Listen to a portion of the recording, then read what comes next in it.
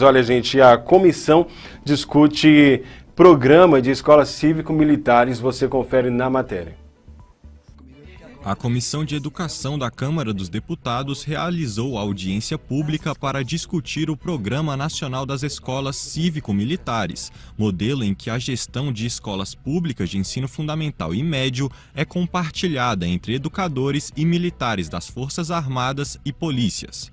Na audiência, a secretária-geral da Confederação Nacional dos Trabalhadores em Educação, Fátima Silva, destacou que, além dos militares não estarem habilitados para atuar nas gestões das escolas ou quaisquer outras funções típicas de trabalhadores da educação, o programa de escolas cívico-militares não segue o Plano Nacional de Educação. O programa de escola cívico-militar, ele é totalmente fora das leis e de todos os preceitos educacionais que nós temos. Os programas de militarização entre todos os entes federados não são amparados em nenhuma das diretrizes e objetivos, metas e estratégias de implementações escrita na Lei 13.005 de 2014. Nada mais, nada menos, o Plano Nacional de Educação, que está em pleno vigor. O ex-diretor do Programa Nacional das Escolas Cívico-Militares no Ministério da Educação, Gilson Passos de Oliveira, disse que na diretriz do programa não há militarização das escolas e que a responsabilidade pela parte disciplinar dos alunos cabe à Secretaria de Educação. Não é o objetivo do programa impor disciplina a aluno. A frase que eu mais repeti nesses 2 anos e meio que estive à frente do programa era que escola não é quartel e aluno não é soldado. Isso foi treinado categoricamente com os nossos militares. Então não era objetivo a imposição da disciplina, não era objetivo supressão das individualidades de alunos, não era objetivo do programa tolher a espontaneidade típica de um jovem.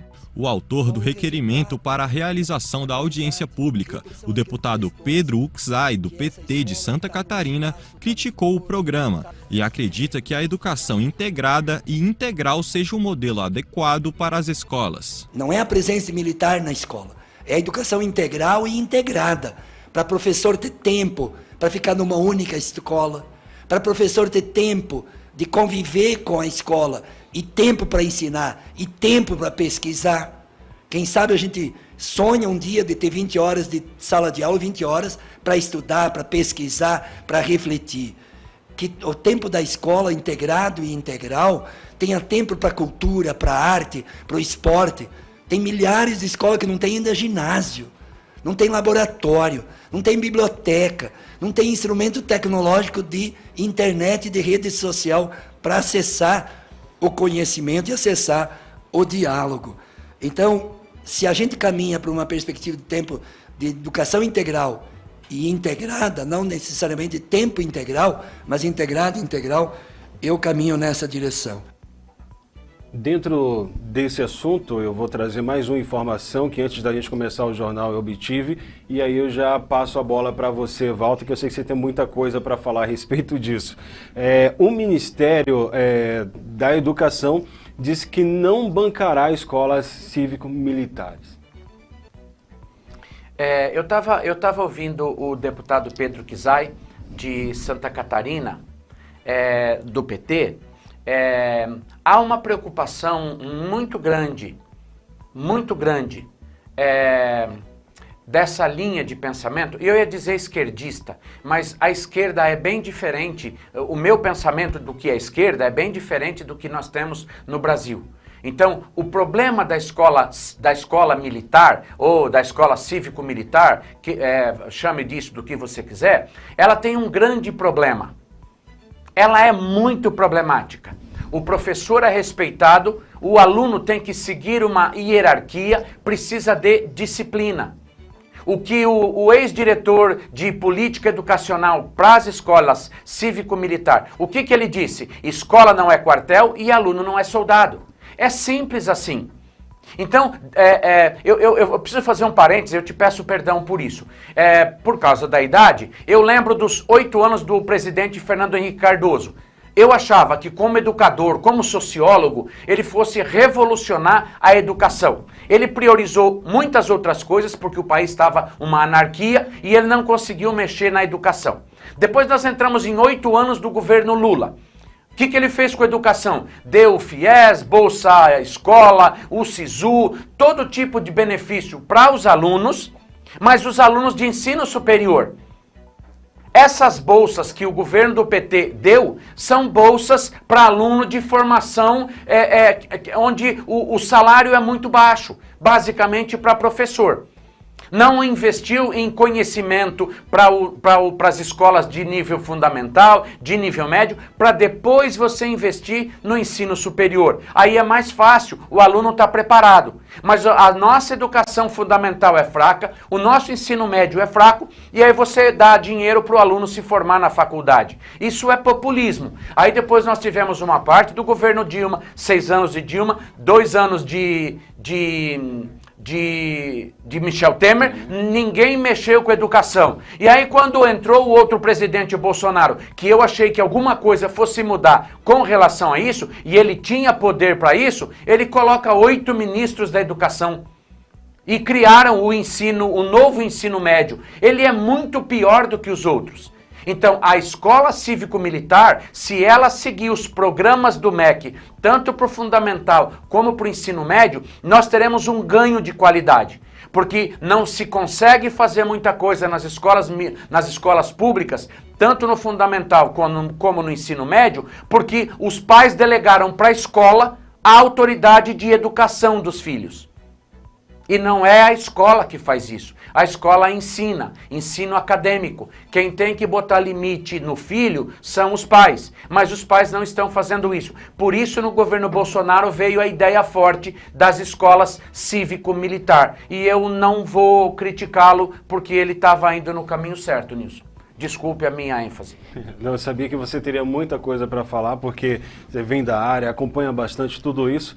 E agora fica essa situação, né? Algo que foi colocado pelo governo anterior e agora o Ministério da Educação diz que não vai bancar o ensino. Ou seja, isso não acaba dando um nó na cabeça do pessoal que começa com um plano de ensino, depois tem que mudar. A gente sabe que a base da educação no país...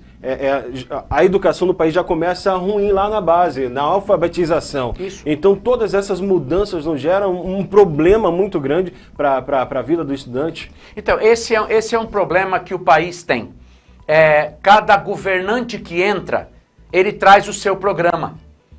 Não só para a educação, mas como todas as áreas de governo. Então o que acontece?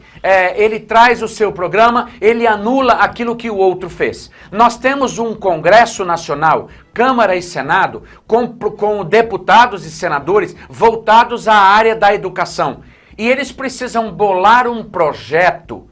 E esse projeto ele precisa permear todos os governos que entrarem. Não importa se o governo é de direita, não importa se o governo é de esquerda. Há um plano de educação que precisa ser botado em prática. Chama os deputados, os senadores, chama os profissionais da educação, mestres e doutores e pós-doutores que são especializados em educação, elabora um plano. Qualquer governo que entrar, qual é o plano da educação? Nós já estabelecemos. Mas no Brasil nós temos essa cultura. Cada governo que entra, seja no município, no estado ou na federação, cada um faz o que quer. Por isso que a nossa educação não sai do lugar. Professores, profissionais e conteúdo, nós temos. Mas agora a gente não tem um plano, Nilson, para fazer a coisa andar. E quem sofre com isso são os nossos filhos. Infelizmente, depois chega na faculdade e acaba, como você diz no jargão popular, levando toco, né? Leva toco, é uma coisa sofrível. Eu, apesar da idade, eu sou um acadêmico tardio. Eu terminei minha faculdade com 59 anos. Eu terminei em 2019. Eu tive na faculdade vários colegas na faixa de 20 a 25 anos. Era terrível o pensamento dos meninos. Eles não conseguiam concatenar ideias. Então, a gente adquire isso no ensino fundamental e no ensino médio. E eu, como estudante de filosofia, eu estou fazendo filosofia, eu terminei história e estou fazendo filosofia. Eu vejo a importância da filosofia na elaboração de pensamentos na educação. Mas tem um monte de gente que acha que o ensino da filosofia e da sociologia cria comunista. Não é bem assim. Esse assunto tem muito pano para manga. A gente mais ou menos isso, eu me empolgo.